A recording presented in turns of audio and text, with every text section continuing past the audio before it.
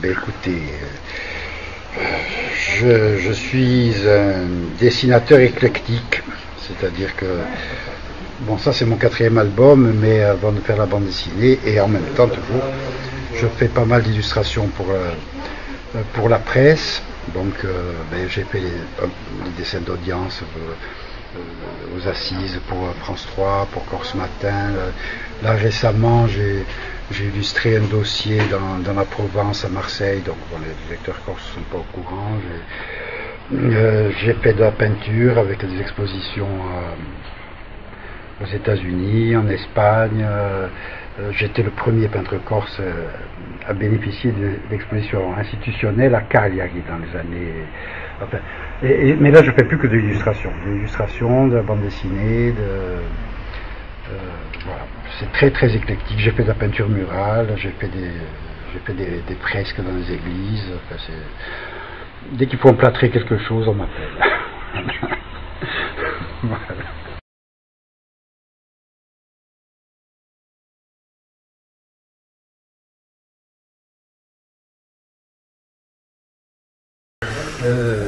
J'ai fait semblant de faire des études d'architecture, parce que c'était à côté de l'école des Beaux-Arts, enfin c'était les mêmes écoles, c'était la même école à Marseille, mais j'étais très assidu au cours de nuit des Beaux-Arts et à la cafette. Voilà. Voilà. Et comment vous êtes arrivé à la bande dessinée? Mais la bande dessinée, c'était une passion toujours. Hein. C'était une passion qu'ensuite j'ai laissée parce que le virage que ça a pris après les années 80 me semblait très peu intéressant. Et puis ensuite j'y suis revenu bizarrement à l'époque où je faisais pas mal d'illustrations pour les éditions Albiane. Albiane avait repris Appian d'Avretto, donc une revue avec Paul Desante, Marco Biancarelli, Jérôme Ferrari, Jean-Marie Arrighi, etc., etc. Donc moi là j'avais fait quelques dessins et surtout j'avais une planche, j'avais Capitaine Corsica, le super-héros corse, mythomane, dépressif, inutile, etc., etc. Et ensuite on a fait Moscone d'Avretto, donc le petit frère bande dessinée. Donc là j'ai repris goût, avec une adaptation d'ailleurs d'une nouvelle de Marco Biancarelli.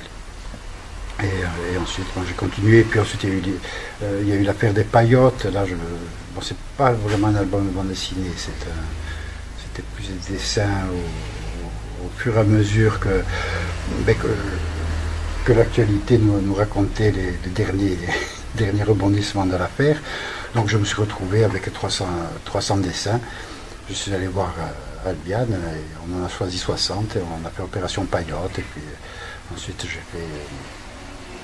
j'ai fait une autre bande dessinée Albiane aussi. Ensuite j'ai fait un truc, c'est pas vraiment une bande dessinée, c'était à la limite du storyboard. C'était une adaptation bande dessinée d'un storyboard prévu pour un long métrage, mais ça c'était avec le Corse Matin. D'ailleurs ça avait été publié ça avait été publié en feuilleton dans le Corse Matin. Et puis maintenant il y a ça, et puis là il y a la prochaine à venir. Je pars en repérage samedi. Voilà. Vous savez tout. Ah, mais on connaît